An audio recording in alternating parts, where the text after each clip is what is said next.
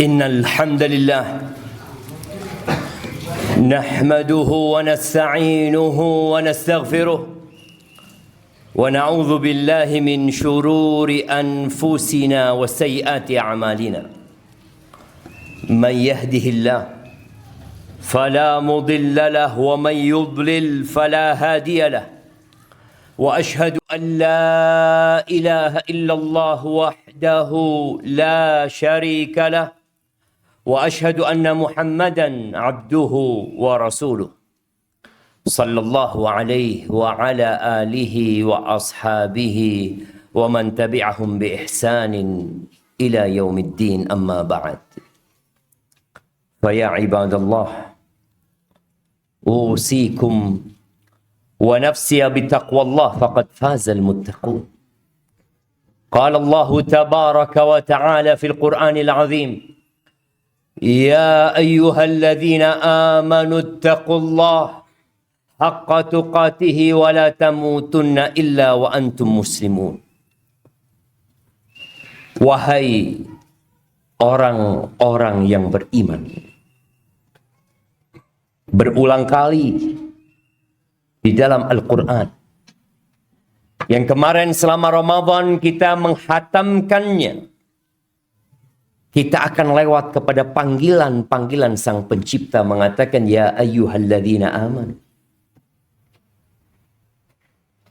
Yang perlu kita tanyakan kepada diri kita, berapa kali kita berhenti merenungkan tatkala Allah memanggil ya ayyuhalladzina amanu. Abdullah bin Mas'ud radhiyallahu ta'ala anhu mengatakan idza sami'ta ya ayyuhalladzina amanu fa'ar'iha sam'ak. Kalau engkau mendengar panggilan ya ayyuhalladzina amanu, pasang telingamu, dengarkan, perhatikan. Imma khair, karena setelah panggilan itu ada kebaikan yang Allah akan perintahkan kepada kita. Karena kita makhluk yang sering lupa, lengah dan lalai. Kalau kita tidak diingatkan, entah kita sudah menjadi seperti apa. Atau di situ ada keburukan yang Allah memperingatkan kita agar kita menjauhinya. Di ayat 183 dari Al-Baqarah, ya ayyuhalladzina amanu kutiba alaikumusiyam. Wahai orang-orang yang beriman, diwajibkan atas kalian berpuasa. Selesai kita puasa, semoga Allah menerima semua ibadah kita. Di surat Ali Imran ayat 102 yang sering dibacakan oleh khatib dan sering dibacakan oleh baginda Nabi kita Muhammad alaihi salatu wassalam setelah ya ayyuhalladzina amanu ittaqullah, bertakwalah kalian kepada Allah. Ramadan hadir untuk menjadikan kita insan-insan yang bertakwa. Apakah kita sudah bertakwa? Ittaqullah haqqa tuqatih. Dan wasiat untuk bertakwa akan senantiasa disampaikan lewat mimbar ini, lewat majelis-majelis ilmu, lewat lisan orang-orang yang mendakwahkan agama Allah ini. Dan Allah mengatakan kepada Nabi alaihi salatu wassalam, ya ayyuhan nabi ittaqillah. Wahai Nabi, bertakwalah engkau kepada Allah Azza wa Jalla. Kalau Nabi disuruh bertakwa, apalagi kita?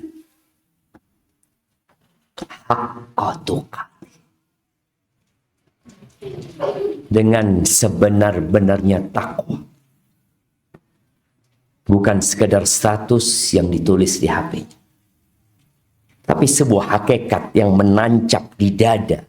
Yang kata Nabi alaihi salatu wasallam, at-taqwa hahuna. At-taqwa hahuna. At-taqwa hahuna. Beliau menunjukkan 3 kali ke dada Nabi alaihi salatu wasallam. Di sini letaknya takwa. Bertakwa kepada Allah, mengingatnya dan tidak melupakan. bersyukur atas nikmat yang Allah berikan, dan tidak kufur, taat dan patuh, tidak bermaksiat. Lalu Allah mengatakan, wala tamutunna illa wa antum muslimun. Janganlah kalian mati kecuali dalam kondisi Islam. Karena tolak ukur orang baik itu bukan sekarang. Siapa yang menjamin bahwa yang ada di masjid ini semua akan mati dalam kondisi Islam? Bukan. Lahir Islam sebuah karunia yang agung. Mati dalam kondisi Islam sebuah nikmat dan taufik dari Sang Pencipta. Perlu ada perjuangan dan pengorbanan. Semoga Allah mematikan kita dalam kondisi Islam. Ma'asyiral muslimin wa zumratal mu'minin rahimakumullah. Rasulullah sallallahu alaihi wasallam tidak pernah berhenti selama 23 tahun mendidik, menempa para sahabat. Beliau terus memberikan ilmu kepada mereka di berbagai kesempatan selain kesempatan wajib di atas mimbar Jumat. Di dalam hadis yang diriwayatkan Imam Tirmidzi dari Abu Hurairah radhiyallahu taala anhu, Rasulullah sallallahu alaihi wasallam bersabda, "Man ya'khudhu anni haula'il kalimat fay'amal bihinna aw yu'allimuhunna man ya'mal bihinna." Beliau mengatakan kepada para sahabatnya, siapa di antara kalian yang mau mengambil beberapa kalimat ini, lalu dia amalkan, kemudian dia ajarkan kepada orang-orang untuk mengamalkan. Para laki-laki wajib datang Jumatan, dan wanita tidak. Supaya antum yang hadir di tempat ini, karena laki-laki memang ar-rijalu qawwamun, sebagai pemimpin atas wanita. Ketika antum pulang, antum amalkan dan beritahu istri-istri dan keluarga di rumah. Ketika Nabi alaihi salatu wasallam menyampaikan hal ini, qala Abu Hurairah faqultu ana ya Rasulullah. Aku ya Rasulullah. Dari semangatnya beliau untuk belajar ilmu, mengamalkan dan mengajarkan. Apa kata Abu Hurairah? Fa'akhadha biyadi. Kemudian Rasul SAW mengambil tanganku dan menyebutkan 5 perkara. Apa yang pertama? Qalat taqil maharim takun a'badas. Ketika berbicara takwa, maka engkau tinggalkan yang haram-haram. Engkau akan menjadi orang yang paling ahli ibadah. Kita tahu ada haram, ada makruh. Engkau tinggalkan yang haram, engkau akan jadi orang yang paling ahli ibadah. Yang haram itu ada 2. Meninggalkan kewajiban itu haram, melanggar larangan itu haram. Mana yang lebih dahsyat dan besar dosanya? Meninggalkan kewajiban atau melanggar aturan? Yang lebih dahsyat meninggalkan kewajiban. Orang yang melanggar batasan-batasan Allah kadang-kala karena nafsu. Orang yang mungkin berzina, orang yang mungkin mencuri, korupsi, itu karena syahwat dan mengikuti nafsu. Tapi orang yang meninggalkan sholat, ada kesombongan di diri. Kita semua bisa membedakan antara dosanya iblis dan dosanya Nabi Adam alaihissalam. Dua-duanya sama-sama berbuat dosa. Apa bedanya? Iblis meninggalkan perintah. Ada kecongkakan dirinya ketika disuruh dia nggak mau. Tapi yang dilarang kemudian melanggar, ada syahwat dan nafsu di sana. Dan biasanya dia akan segera tobat. Dia mengikuti nafsunya. Maka iblis mengatakan, ana khairun minhu. Aku lebih baik dari dia. Dan Nabi Adam mengatakan, Rabbana zalamna anfusana. Karena di masyarakat ada beberapa pandangan yang menyimpang. Fulan, alhamdulillah dia nggak minum. Iya. Walaupun dia nggak sholat. Lebih berat mana dosanya? Dia meninggalkan sholat dengan dia minum khamr. Tapi dosa meninggalkan sholat. Kadang-kala masyarakat memandang ada fulan di kampung, Masya Allah, baik orangnya. Suka membantu masyarakat, taib. Tapi dia tidak pernah sholat. Dia bukan orang baik. Orang yang paling ahli ibadah adalah yang meninggalkan yang haram. Itu wasiat yang pertama. Yang kedua, warda bima qasamallahu lak takun aghnan nas. Ribalah engkau, puaslah engkau dengan apa yang Allah bagikan untuk dirimu, engkau akan menjadi orang paling kaya di dunia ini. Saat ini manusia dihadapkan oleh tontonan-tontonan yang membuat dia tidak bersyukur dengan nikmat yang Allah berikan. Kita berada di tempat yang penuh dengan villa-villa yang indah. Kita dihadapkan dengan berbagai macam motor-motor yang bagus, mobil-mobil yang Masya Allah, handphone-handphone yang begitu canggih. Ketika manusia sibuk memandang itu, maka dia tidak akan ridha dengan apa yang Allah berikan. Ridhalah engkau. Udah, itu yang Allah berikan kepadamu, engkau syukuri. Engkau akan jadi orang yang paling kaya di muka bumi ini. Orang yang punya harta 1 triliun, tapi dia memandang kepada yang punya 10 triliun, apa yang terjadi dengan dia? Dia akan jadi miskin. Dia akan jadi fakir. Padahal Allah berikan kepadanya 1 triliun. Dan antum yang punya 100.000, kalau memandang kepada yang punya 1 juta, antum akan jadi fakir. Tapi kalau antum memandang kepada yang tidak punya apa-apa,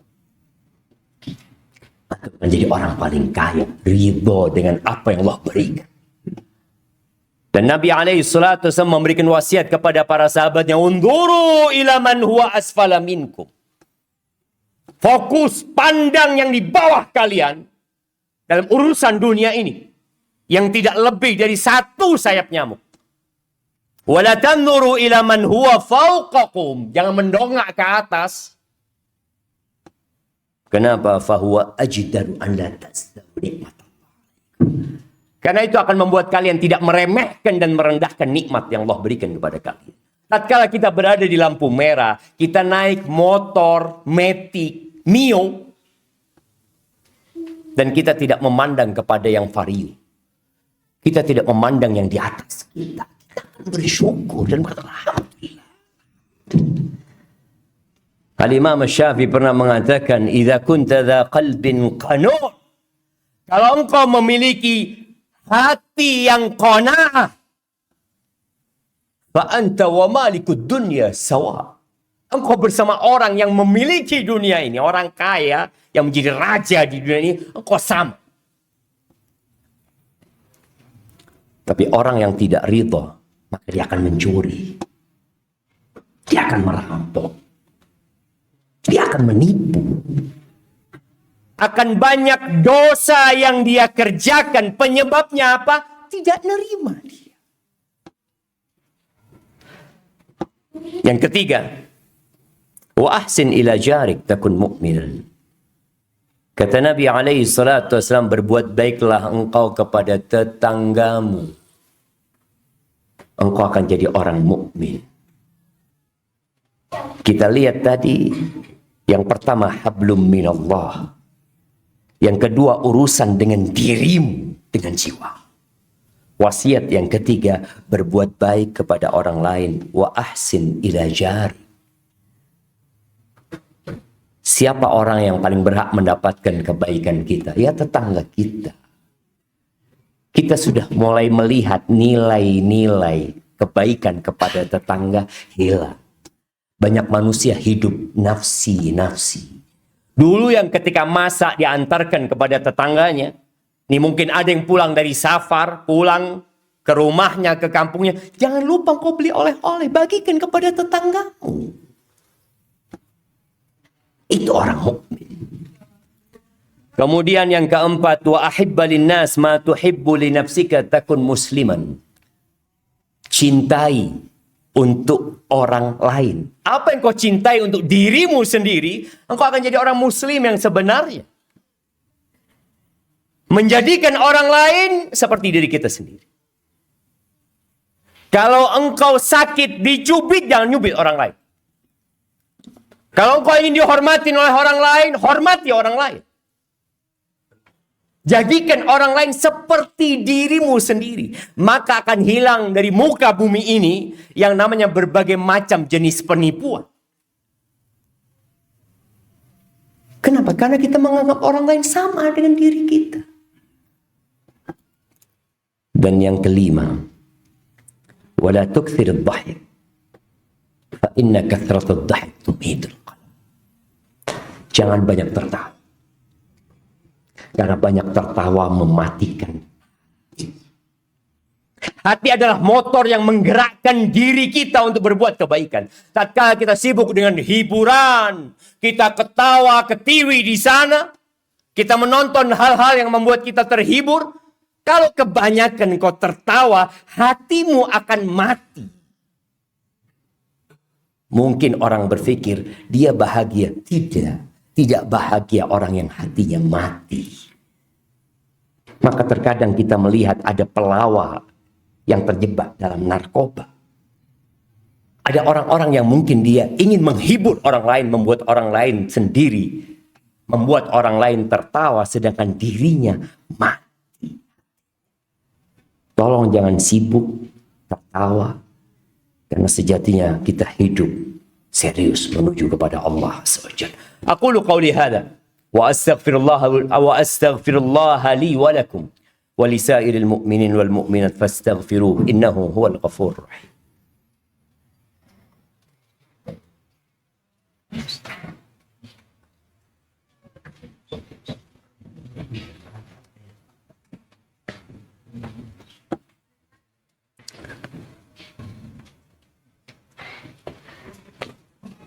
Alhamdulillah. Wassalatu wassalamu ala Rasulillah. Amma ba'd. Jamaah rahimakumullah. Setiap Jumat kita punya jadwal mendengarkan khutbah. Satu-satunya khutbah yang wajib didengarkan itu Jumat.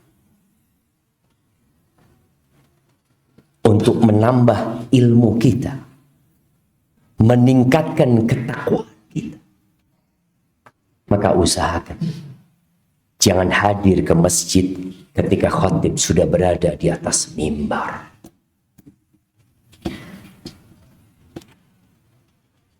Sebagian kita tidak pernah berada di shaf pertama ketika Jumatan. Selalu berada di akhir. Apa yang kau cari dalam kehidupan ini? Nggak cukup selama 7 hari engkau mengumpulkan harta. Jumatan yang sejumat sekali engkau telat. Pekan lalu engkau telat. Bulan sebelumnya engkau telat. 2 tahun yang lalu engkau telat. Sebagian kita tidak pernah menyesal ketika dia hadir Jumatan dan dia telat. Padahal tatkala khatib naik mimbar, malaikat tutup buku. Dan kita mengulangi kesalahan itu tanpa merasa bersalah. Maka jemaah tadi, orang ketika meninggalkan perintah, ada sedikit kecongkakan dan keangkuhan di diri. Tapi ketika dia melanggar aturan, biasanya mengikuti syahwat dan nafsunya. Berbanyak salawat kepada Nabi alaihi salatu wassalam. Jaga nilai-nilai Ramadan agar kita menjadi orang-orang yang dicintai Allah Jalla Jalaluh. Innallaha wa malaikatahu yusalluna 'alan nabi. Ya ayyuhalladzina amanu sallu 'alaihi wa sallimu taslima. Allahumma salli wa sallim wa zid wa barik wa an'im ala abdika wa rasulika sayyidina wa maulana Muhammadin wa ala alihi wa ashabi ajma'in. Allahumma ighfir lil mu'minina wal mu'minat wal muslimina wal muslimat al ahya minhum wal amwat innaka sami'un qaribun mujibud da'awat. Allahumma aslih waliya amrina wa wulata umuril muslimin. Allahumma ansur ikhwana al-mustad'afina fi kulli makan. Rabbana taqabbal minna innaka antas sami'ul alim wa tub alaina innaka antat tawwabur rahim. Rabbana atina fid dunya hasanah wa fil akhirati hasanah wa qina adzaban nar. Wa subhana rabbika rabbil izzati amma yasifun wa salamun alal mursalin. Walhamdulillahi Rabbil Alamin.